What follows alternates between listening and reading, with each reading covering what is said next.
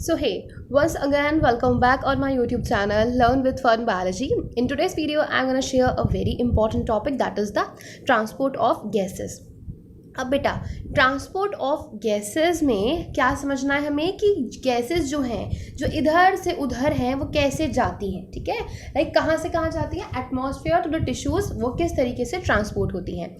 सबसे पहले यहाँ पर लिखा हुआ है blood is the medium of transport for oxygen and carbon dioxide. So most important चीज़ हमें यहाँ पर ब्लड का एक फंक्शन भी पता चल गया कि ब्लड का काम है गैसेस को ट्रांसपोर्ट करना.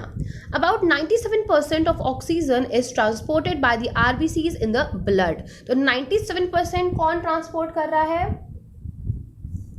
RBCs in the blood. The remaining 3% of oxygen is carried in a dissolved state through the plasma. So plasma जो होता है blood के अंदर वो 3% ट्रांसपोर्ट करता है ऑक्सीजन को. Nearly 20 to 25% of carbon dioxide is transported by the RBC. But हमने देखा कि कार्बन डाइऑक्साइड जो है वो कितना कम परसेंट में ट्रांसपोर्ट हो रही है by the RBC, whereas 70% of it is carried as a bicarbonate and about 7% of CO2 is carried in a dissolved state through the plasma. So basically समझ में आ गया. देखो यहाँ पे मैंने छोटा सा लिखा हुआ भी है जब मैं अपनी पढ़ाई करती थी तब का कि 97% oxygen is transported by the RBCs in the blood, 3% is dissolved through the plasma. And अगर हम बात करें कार्बन डाइऑक्साइड की, so in the carbon dioxide 20 to 25% by the RBC, 70% by the bicarbonate and 7% by the plasma dissolve. ठीक है, तो अभी हम आगे बढ़ते हैं. पहले हम पढ़ेंगे ट्रांसपोर्ट ऑफ ऑक्सीजन कि ऑक्सीजन का ट्रांसपोर्ट किस तरीके से होता है. एनसीईआरटी की एक एक लाइन पढ़ने वाली हूँ, सो फोकस है. अब haemoglobin is a red coloured iron containing pigment present in the RBC. अब सबको पता है आरबीसी के अंदर क्या होता है, हीमोग्लोबिन. अब आरबीसी को हीमोग्लोबिन से इतना प्यार है कि वो अपने अंदर किसी और ऑर्गेनेली को रखती ही नहीं है. आपने पढ़ा होगा जो हमारी आरबीसी है उसके अंदर माइटोकॉन्ड्रिया नहीं होता, न्यूक्लियस नहीं होता, बहुत सारे ऑर्गेनेलीज नहीं होते.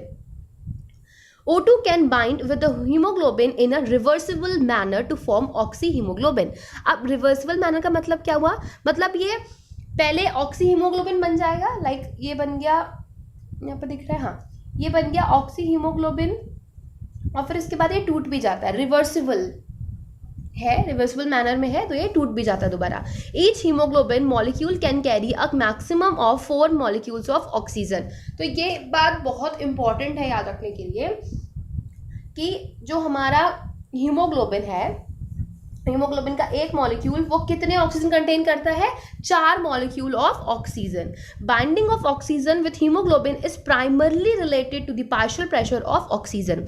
तो ये जो ऑक्सीजन हीमोग्लोबिन के साथ बंधती है, जो बाइंड होती है, वो किससे रिलेटेड है? पहली चीज partially pressure of oxygen, partial pressure of carbon dioxide and hydrogen ion concentration and the temperature. So there are total 4 factors. कौन कौन से? पहला वाला पार्शियल प्रेशर ऑफ ऑक्सीजन, दूसरा partial pressure of carbon dioxide, तीसरा हाइड्रोजन आयन कंसंट्रेशन और चौथा दी temperature. अच्छा, अभी आप लोगों को अगर ये नहीं पता that what is partial pressure, तो मेरी प्रीवियस वीडियो देख लेना, पूरा एक्सप्लेन किया है कि पार्शियल प्रेशर क्या होता है. ओके, अभी हम आगे बढ़ते हैं. A sigmoid curve is obtained when percentage saturation of hemoglobin with oxygen is plotted against the partial pressure of oxygen. So ये आपको दिखाया गया है ऑक्सीजन डिसोसिएशन कर्व. ठीक है, इस साइड में क्या लिखा हुआ है, percentage saturation of haemoglobin with oxygen and there is a partial pressure of oxygen. Okay, और ये कर्व कैसा आता है? ये कर्व आता है सिग्मोइड. ये आपको याद रखना है, इसका कर्व कैसा होता है, sigmoid curve. The curve is called the oxygen dissociation curve, और इस कर्व को हम क्या कहते हैं, oxygen dissociation curve, and is highly useful in studying the effect of factors like partial pressure of carbon dioxide, hydrogen concentration and etc. On binding of oxygen with hemoglobin in the alveoli where there is high PO2. ठीक है, हमारी जो alveoli है उसमें क्या होती है, उसमें मैंने आपको बताया था कि जो हमारा पार्शियल प्रेशर ऑफ ऑक्सीजन है वो बहुत ज़्यादा होता है. एल्वलाई में कितना होता है, 159 इन दी एल्वलाई. एंड PCO2 कम होता है, लोअर होता है. ठीक है, ये लो है. अब सिंपल सी बात है, एल्वेलाई में ऑब्वियसली ऑक्सीजन ज़्यादा होगी, कार्बन डाइऑक्साइड कम होगी, और उसमें जो हाइड्रोजन आयन कंसंट्रेशन है वो भी कम होगा और टेम्परेचर भी लो होगा. सो ये सारे जितने भी फैक्टर्स हैं they all are favourable for the formation of the oxyhaemoglobin. अब आपसे नीट में पूछ लिया गया अगर कि ऑक्सी हीमोग्लोबिन बनने के लिए, ऑक्सी हीमोग्लोबिन के फॉर्मेशन के लिए कौन कौन से फैक्टर्स होने चाहिए, तो आपको याद रखना है पहली बात ऑक्सीजन ज़्यादा होनी चाहिए, कार्बन डाइऑक्साइड कम होनी चाहिए, हाइड्रोजन आयन कंसंट्रेशन कम होना चाहिए एंड टेम्परेचर भी कम होना चाहिए. ठीक है, बेसिकली अगर ऑक्सी हीमोग्लोबिन बनना है तो अगर हम सिंपल में बात करें तो ऑक्सीजन ज़्यादा होनी चाहिए, अदरवाइज सब कुछ कम होना चाहिए. अभी आगे बढ़ते हैं. Whereas in the tissue, अगर हम बात करें अब टिश्यूज की, so whereas in the tissues where low partial pressure of oxygen. अब ऑब्वियसली यार जो टिश्यूज होते हैं उसमें पार्शियल प्रेशर ऑफ ऑक्सीजन कम होता है, PCO2 ज़्यादा होती है क्योंकि जो सेल की मेटाबॉलिज्म होती है उससे कार्बन डाइऑक्साइड निकलती है. सो सेकेंड वाले में पार्शियल प्रेशर ऑफ ऑक्सीजन कम है, partial pressure of carbon dioxide ज़्यादा है, हाई हाइड्रोजन आयन कंसंट्रेशन है एंड हाई टेम्परेचर है. So these all are the conditions favorable for the dissociation of oxygen from oxyhemoglobin. So इसमें क्या होता है, जो ऑक्सीजन है वो डिसोसिएट हो जाती है, मतलब कि हीमोग्लोबिन से अलग हो जाती है. This clearly indicates that oxygen gets bound to the haemoglobin in the lung surface. तो अभी हमें समझ में आ गया कि लंग की जो सरफेस है, मतलब कि जो एल्वेलाई है, वहाँ पर ऑक्सी हीमोग्लोबिन बनता है और वो डिसोसिएट हो जाता है इन द वो डिसोसिएट हो जाता है इन the tissues. Every 100 ml of oxygenated blood can deliver about 5 ml of oxygen to the tissue under normal physiological condition. कितना oxygenated blood? Every 1000 ml of oxygenated blood can deliver around 5 ml of oxygen. So properly समझ में आ गया यहाँ तक. I hope you understand about the transport of oxygen. अगर कोई doubt है तो कमेंट सेक्शन जो खाली पड़ा रहता है उसमें मैसेज करके पूछ सकते हो. इसके अलावा बच्चों एक चीज़ और, मैंने ना एक प्रीवियस वीडियो बनाया है related to the facial nerve, बहुत इंटरेस्टिंग वीडियो है, तो प्लीज़ वो ज़रूर देखना और मुझे बताना वीडियो कैसा लगा. अभी हम आगे बढ़ते हैं ट्रांसपोर्ट ऑफ कार्बन डाइऑक्साइड पे. So carbon dioxide is carried by the haemoglobin as carbamino haemoglobin.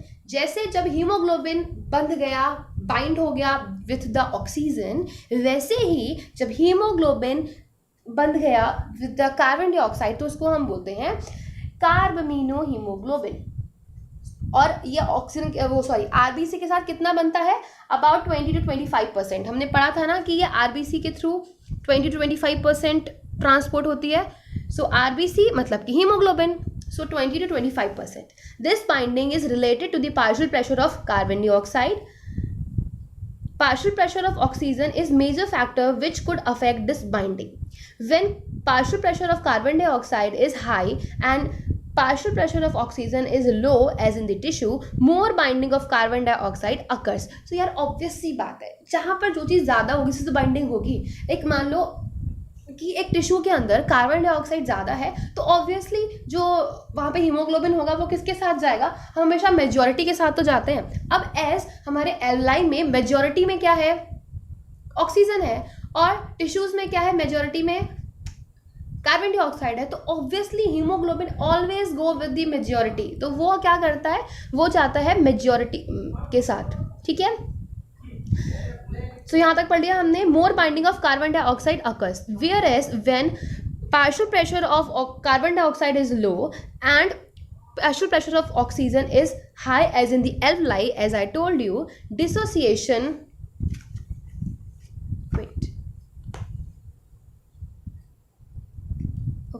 Dissociation of carbon dioxide from carbamino haemoglobin takes place. तो यहाँ पर क्या होगा, अब एल्वेलाई में जब पहुंचेगा, अब आप एक बात सोचो कि जो टिश्यूज है, टिश्यूज में जाके ऑक्सीजन डिसोसिएट हो जाती है और एल्वेलाई में आके कार्बन डाइऑक्साइड डिसोसिएट हो जाती है. ठीक, इतना समझ में आ गया.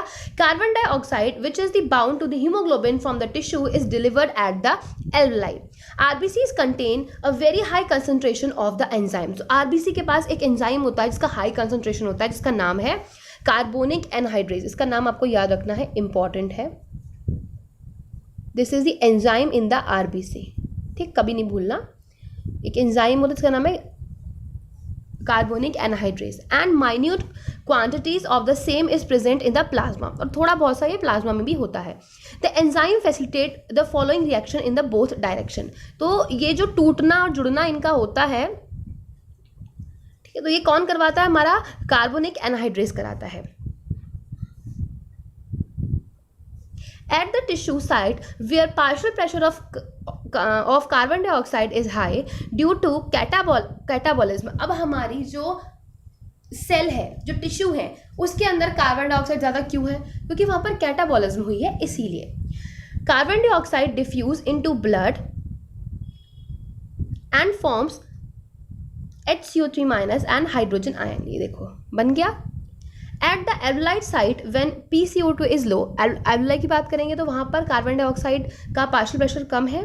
The reaction proceed in the opposite direction, तो अभी जो रिएक्शन है वो बिल्कुल अपोजिट चलेगी, ठीक है, ये रिएक्शन अपोजिट हो जाएगी, leading to the formation of carbon dioxide and the hydrogen. Thus CO2 is trapped as a bicarbonate at the tissue level and transported to the alveoli is released out as a carbon dioxide. Every 100 ml of deoxygenated blood delivers approx 5 ml of CO2 in the alveoli. So इसमें क्या था? हमने oxygen के बारे में पढ़ा, तो वो कितनी थी? 100 ml of oxygenated blood में 5 ml of oxygen can be deliver, और यहाँ पर अगर हम बात कर रहे हैं तो 100 ml ऑफ डीऑक्सीजनेटेड ब्लड में डिलीवर हो रही है अप्रोक्सीमेटली 4 ml ऑफ CO2। ठीक, प्रॉपरली समझ में आ गया? अच्छा, आज का लेक्चर कैसा लगा please tell me in the comment section. Otherwise अब आपके पास 2 टॉपिक और बचे हैं, regulation of respiration and disorder of the respiratory system. Already मैंने पूरा चैप्टर आपको NCERT से प्रॉपरली एक एक लाइन को इजी करके समझा दिया है। So watch all the videos, playlist available है, प्लेलिस्ट पे क्लिक करो और देख लो, ठीक है। उसके अलावा मेरी अनअकैडमी पे क्लासेस होती हैं, तो उसके लिए डिस्क्रिप्शन बॉक्स में चेक कर लेना। चलो अभी बाय बाय, टेक केयर।